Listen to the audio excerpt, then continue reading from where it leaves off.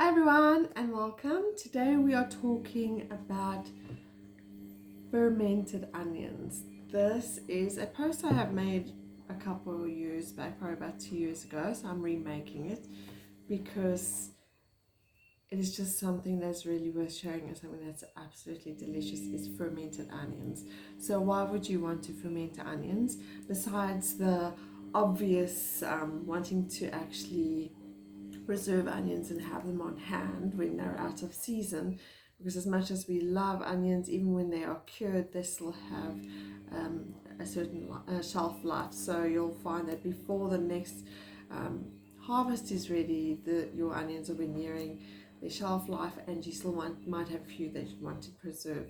So a couple of years back, I decided to give fermenting onions a go, and I was a little skeptical about how it was going to come out, but really, my mind was completely blown by how good it is.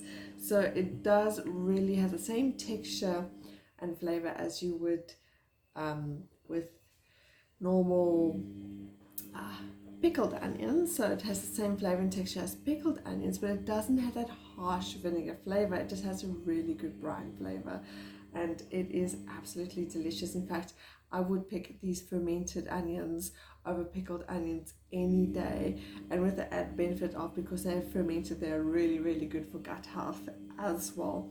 And you're going to be wanting to do soy onions good, because you're going to be putting these onions on absolutely everything.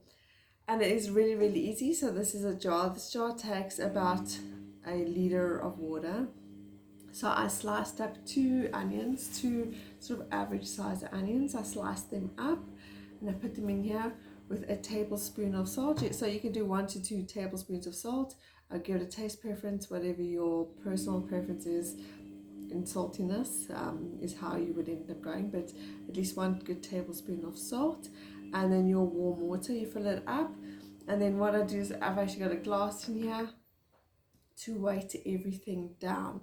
So that is your basic recipe. But as you'll see here on the side, I have a little fermenting bag, and in that fermenting bag I have cumin seeds. So I put that in a bag specifically because the seeds are quite small and they float up to the top, and if they float on the top, it opens up your ferment to the possibility of bad bacteria and fungus growth. You really don't want anything to be floating at the top of your ferments. You want everything to always be completely submerged. So when you are fermenting with seeds and such for flavor, like I am, put them in a little bag. It could be a infuser like you would for teas, nothing metal obviously. So if you have a silicone infuser that will hold your seeds, or a little fabric bag like I have a little fabric bag that I've got in here. You can put all your seeds and things you want for flavor in there, and make sure it's completely submerged with your onions, and it just adds that little bit something extra. These onions have now been fermenting for 15 days and they have finished bubbling now. So you'll see it's a very active ferment. It bubbles a lot. The lid is open, so it's an aerobic ferment.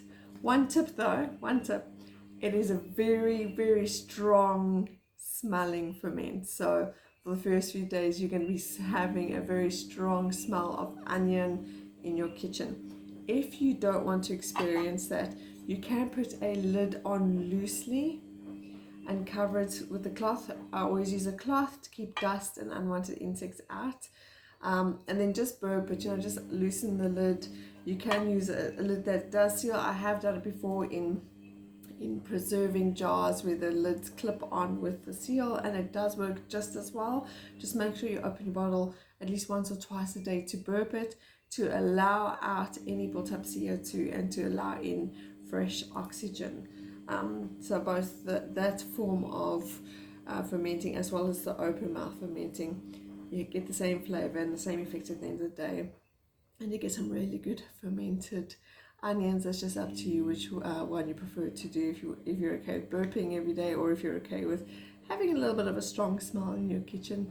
Luckily most of my ferments happen in a separate room attached to my kitchen so it wasn't too bad. Even after 15 days it still smells quite oniony, but now that it's finished bubbling and it has fermented, so it's been sitting at room temperature for 15 days, there you have it. It is now finished bubbling. I'm now going to put the lid on, and you can leave it at room temperature because it is a fermented product, and fermenting is a natural form of preservation, or you can pop it in your fridge and keep it stored there as well. Personal preference, it's up to you. But I'm going to pop mine into the fridge just to make sure it slows down any further fermenting completely, and then use it. It's not going to last very long. In fact, today I'm probably going to start another batch so that as soon as this jar is done, I have another batch ready to go. I will leave the full recipe link to the recipe in the description below. Enjoy, guys, and happy fermenting.